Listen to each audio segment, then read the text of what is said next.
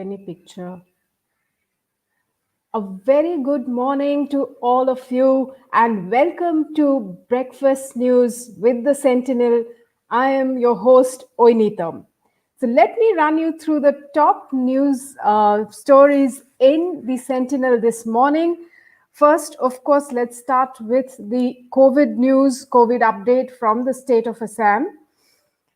The number of deaths due to COVID has been increasing in the state every day. The death toll now stands at 98. Uh, in fact, four more people have died because of the infection.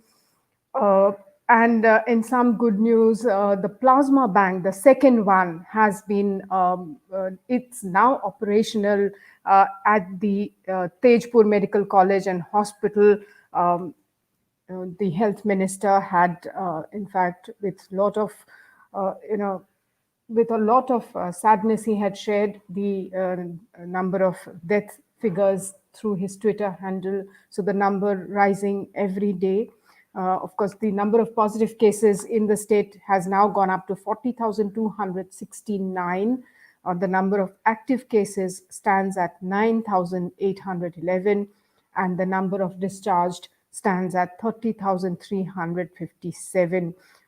The minister has appealed to the people to take all precautions. Even though the virus infection scenario in Guwahati is improving, only maximum cushion could make people safe from COVID-19 is what the health minister Himanta Biswa Sharma has said. This is as far as the COVID update from the state of Assam is concerned. Now, moving on to one important news in the morning paper today.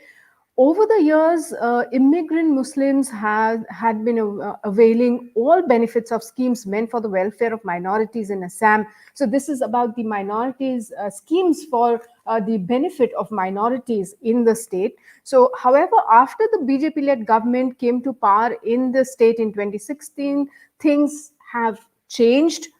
So under the Multi-Sectoral Development Program, also known as the MSDP, schemes in various districts with 30% or more minority population are steps in the right direction. Unlike its predecessors, this government has brought other minorities also in the list of minority beneficiaries of MSDP schemes. 40% of the MSDP funds have been sliced off for other minority communities, 20% for non-MSDP districts, which means district with less than 30% minority population, 10% for ST in the plains and ST in the hill areas, and 10% for OBCs, which is other backward classes, and MOBCs, meaning most other backward classes. So what this particular news item says is that after the BJP government came to power in the state of Assam, there has been a lot of focus on the holistic development of all minority communities, not just one particular section of the minorities, but across sectors of the minority segment. So some good news there. Now, moving on to a bit of news from Bhutan. The Bhutan king, Jigme Khesar, has complimented Assam Chief Minister Sarbananda Sonowal for the help extended by Chief Minister Sonowal and his government in fighting COVID in Bhutan. And here is how Assam has helped help Bhutan. In fact, Assam allowed the movement of vehicles with essential commodities into Bhutan. Remember, Assam-Bhutan shares a border and is very territorially, very closely related to each other, connected to each other. So the Bhutan king has written a letter to Assam Chief Minister Sarbananda Sonowal, thanking him and his government for the help extended. In fact, in the letter, the Bhutan king has said that whatever the help extended by Assam and its government is in fact reflective of the close relation of brotherhood and friendship that the people of Bhutan and the people of Assam share. So some good news again coming in there, and some applause for the Assam government for helping a neighboring country in times of need. Moving on to the flood situation in Assam, the floods are receding, but the death toll has gone up to 109. The overall flood situation in Assam continued to improve on Saturday, even as one more person lost his life in the current wave of floods. The overall death toll due to floods in the state has gone up to 109, according to the daily flood bulletin issued by the Assam State Disaster Management Authority on Friday. The total figure of affected population has come down from 12 lakh 1,382 to 10 lakh 82,504. Of course, the rivers at certain, some of the major rivers at certain locations are flowing above the danger level mark, but the situation seemed to be improving at this point of time. Of course, a lot of damage has already been caused.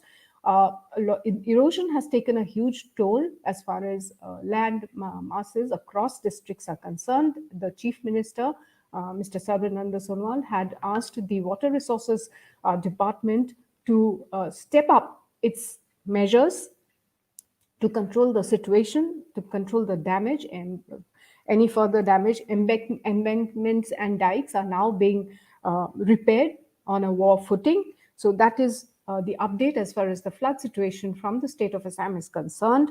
Moving on to another news from the Daily this morning. The All Assam Students Union has raised the demand for making the report on Clause 6 of the Assam Accord submitted by the high-level committee public, so as to let the people of the state know its content. Now, there was a committee that was set up by the Ministry of Home Affairs to look into the protecting, preserving the indigenous rights of the people, Assamese people, the language, the culture, the heritage, all of those to be preserved, and how that needs to be done. A high-level committee was set up, and the committee had submitted its report quite some time back. It was a 14-member high-level committee.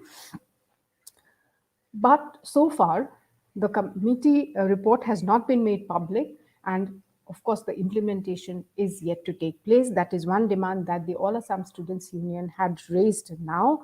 And the students' body has decided to start a planned economic movement to help the lockdown-affected people of the state. The ASU and its State Executive Committee meeting on Friday. In fact, the students' body held its executive committee meeting yesterday, when it discussed a whole lot of issues concerning the state, including the new education policy, the Citizenship Amendment Act, Clause 6 of the Assam Accord, and the current economic slowdown because of the corona-induced lockdown. That is the chief advisor of All Assam Students Union, Dr. Samujjal Bhattacharya, addressing the media after the executive committee meeting yesterday. I am not sure if we will be able to get the audio up there, but you must have seen that piece of news when we had aired it, when we telecast it yesterday. Now, let us now move on to news from the other states of the region, from other northeastern states. Of course, we are going to run you through the COVID situation across Arunachal and Manipur. But first, on to news about the Assam Rifles. We all know what has happened in Chandel district of Manipur when the ambush took place, and at least 3 troopers of Assam Rifles lost their lives. As many as 5 of them were injured in that ambush. Now, despite the sacrifice of lives of 3 of its troopers in Manipur, the Assam Rifles remain committed to the security of the nation and would. In fact, the picture earlier that we had on the screens was of the martyrs, and this picture here is of Manipur Chief Minister Mr. N. Biren saying he was there to pay his homage, his tribute to the warriors who lost their lives in the ambush. And he also he paying respect, saluting the heroes there who lost their lives during the ambush. The chief minister laying the wreath there, and in fact he was there throughout the funeral. He attended the funeral there. In fact, one of the soldier who lost his life, Pranay Kalita, belonged to Assam, and the other two riflemen who lost their lives belonged to Manipur. The chief minister meeting the family members of the martyred troopers of Assam Rifles. Now the Assam Rifles committing their lives to the nation, and stating that despite whatever had happened, they are totally committed to the security of the nation and would continue to uphold its ideals in its pursuit to defeat secessionist forces, a defense spokesperson said yesterday. So, 3 Assam Rifles troopers were killed while 5 others were injured in an ambush by an insurgent group near the India-Myanmar border in Chandel area of Manipur. The incident took place on Wednesday night. So, moving on now to the COVID situation in Arunachal Pradesh. First, the toll has gone up to 1,484. This is an update on the corona cases in Arunachal Pradesh. 74 fresh cases were reported in the past 24 hours. Of the fresh cases, 5 are security personnel, 21 have been reported from the capital complex region, 17 from Changlang district, 10 from Lower Subansiri, 9 from Namsai, 7 from Tawang, 4 from Papumpare, and 1 each from East Kameng, East Siang, Lohit, Dibang Valley, Siang, and Tirap, the state surveillance officer, Dr. L. Jampa, said. Now, the state is also reeling under flood-like situation, heavy rainfall happening there. The Siang River, all in spate, all swelled up, and large portions of lower Dibang Valley is facing the flood fury. In fact, I was just speaking to some of the leaders from Arunachal Pradesh yesterday. In fact, I was also speaking to a few of the student leaders, discussing the education policy with them, which is when they said that, in fact, for the past 2 weeks, all road connections have been snapped because of the overflowing Siang River, and there has been no electricity. In fact, for over a week there are totally large areas of lower Dibang Valley cut off from the mainland. So that is what the people of Arunachal Pradesh are facing at this point of time. It is not just COVID, but heavy downpour, landslides, and poor road connectivity, to no electricity, no water supply.